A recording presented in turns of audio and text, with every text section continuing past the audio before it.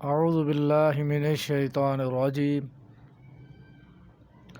بسم اللہ الرحمن الرحیم اہدنا الصراط المستقیم۔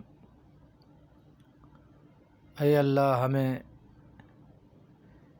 سیدھی راہ پہ چلا۔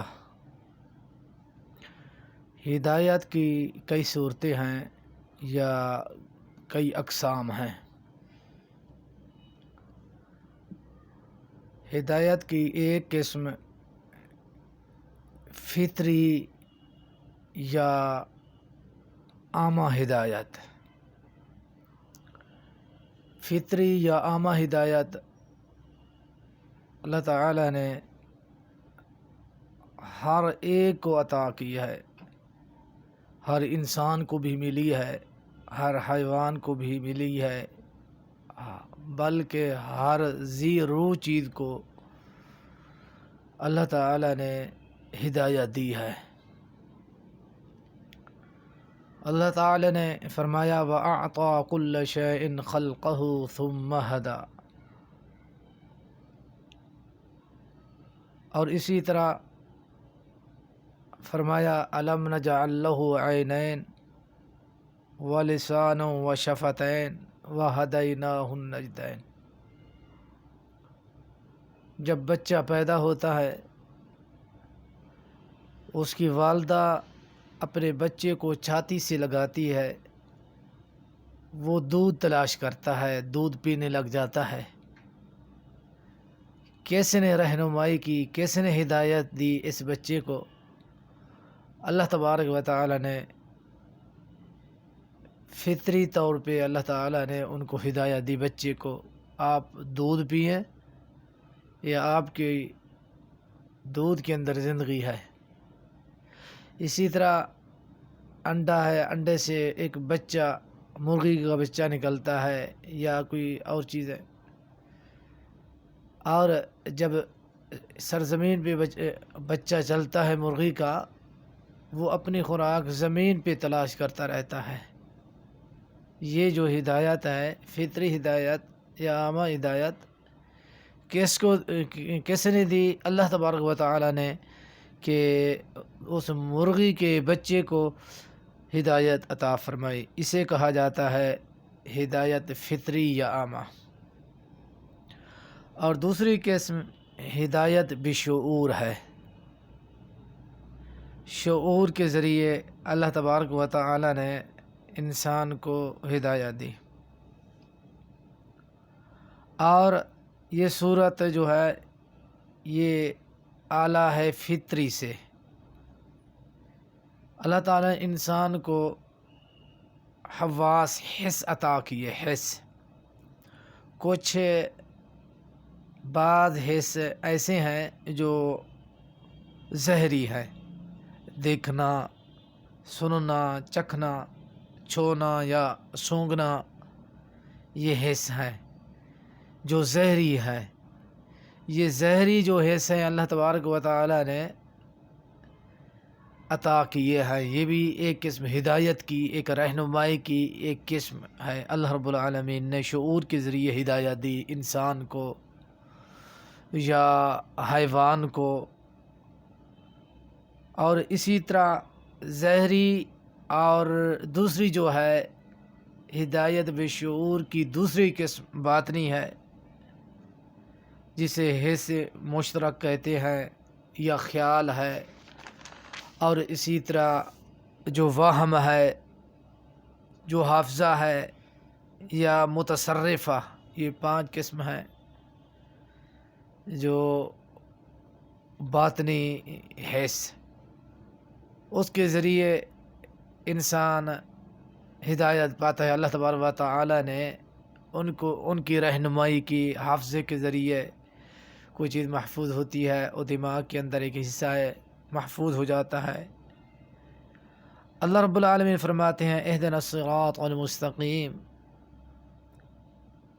اور یہ دونوں صورتیں، فطری یا ہدایت بشعور، اور دونوں صورتیں حیوان کو بھی اللہ تبارک و تعالی نے عطا کی ہے، اور انسان کو بھی اللہ تعالی نے عطا کی ہیں۔ اور دونوں صورتیں حیوان کے اندر بھی موجود ہیں، انسانوں کے اندر بھی موجود ہیں۔ تیسری قسم ہدایت کی ہدایت بالوحی، وحی کے ذریعے اللہ تبارک و تعالی نے انسانوں کی رہنمائی کی ہدایت دی۔ اب یہ دیکھیں ہدایت، یہ جو ہے نا ہدایت، اللہ تبارک و تعالی نے پیغمبروں کا بندوبست کیا، یعنی مبعوث کیا پیغمبروں کو۔ تمام انبیاء علیہ السلام آئے، کتابیں اللہ تبارک و تعالی نے بھیجی ہیں۔ ان پیغمبروں کے ذریعے اللہ تبارک و تعالی نے اپنی قوم کو، پیغمبروں نے دعوت توحید، اسلام کی دعوت، قرآن کی دعوت، توحید کی دعوت، اور اسی طرح کتابوں کے ذریعے انسانوں کی رہنمائی ہوئی۔ اور یہ بہترین ایک ہدایت بالوحی بھی کہتے ہیں۔ اگر ہدایت بالوحی نہ ہوتا پھر ہم ہدایت یافتہ نہیں ہو سکتے تھے۔ اور جس طرح پیغمبروں نے ہماری رہنمائی کی، کتابوں نے ہماری رہنمائی کیا ہے، ہم اس اسٹیج تک جا کے پہنچے ہیں، اللہ کی معرفت حاصل کی، پیغمبروں کی معرفت حاصل کی، حقوق العباد اور حقوق اللہ، حقوق الزوجین، حقوق الوالدین، یہ تمام جو چیزیں ہیں یہ ہدایت بالوحی کے ذریعے حاصل ہوتے ہیں۔ یہ ایک قسم ہے ہدایت بالوحی۔ ان اقسام میں سے ایک قسم یہ بھی ہے ہدایت بالعقل۔ اللہ تعالیٰ نے انسان کو عقل عطا کیا، ان عقل کے ذریعے انسان رہنمائی حاصل کرتا ہے۔ اور دنیا کے اندر ایسے لوگ ہیں جو بے عقل ہے، بے شعور ہیں یا مجنون ہیں، ان کے اندر عقل نہیں ہے، اور وہ عقل کے ذریعے رہنمائی نہیں پاتے، عقل کے ذریعے ان کو کوئی سمجھ نہیں ہے۔ یعنی عقل کے ذریعے، اگر عقل ہے ان کے ذریعے انسان فہم بھی رکھتا ہے، اگر عقل نہیں ہے کوئی فہم اس کے اندر نہیں ہے۔ اور اللہ رب العالمین نے خالق کائنات نے عقل کے ذریعے انسان کو شریعت کا مکلف بنایا ہے۔ یہ مکلف ہے انسان شریعت کا عقل کے ذریعے۔ اگر عقل نہیں ہے وہ شریعت کا بھی مکلف نہیں ہے، کیونکہ نبی کریم صلی اللہ علیہ وسلم نے فرمایا 3 شخصوں سے قلم کو اٹھایا گیا، گناہ نہیں لکھا جاتا۔ ان 3 اشخاص میں سے ایک شخص وہ ہے مجنون، پاگل، دیوانہ، جس کے اندر عقل نہیں ہے اور گناہ بھی نہیں لکھا جاتا۔ ایک ہدایت جو ہے بالعقل ہے، اور ان میں سے ایک ہدایت استقامت بھی ہے، استقامت فی الدین، استقامت توحید، استقامت بالاسلام۔ اور ہدایت مل گئی، رہنمائی حاصل ہو گئی، پھر اس پہ ڈٹ گئے، دین کو نہیں چھوڑا۔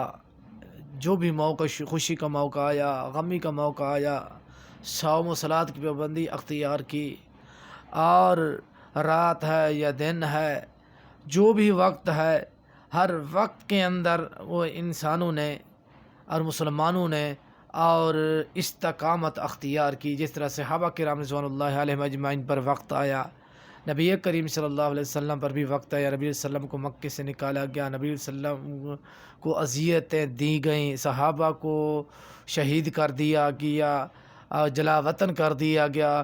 استقامت ان کے اندر تھی۔ جب استقامت کے پہاڑ بن گئے، یہ جو درجہ ہے بہت اعلیٰ درجہ ہے، ہدایت بالوحی ہو یا ہدایت استقامت ہو، ان دونوں ہدایت کا جو درجہ ہے وہ بہت اعلیٰ ہے۔ جس کو ہدایت استقامت مل گئی، اور وہی شخص کامیاب اور کامران ہے۔ وما توفیقی الا باللہ۔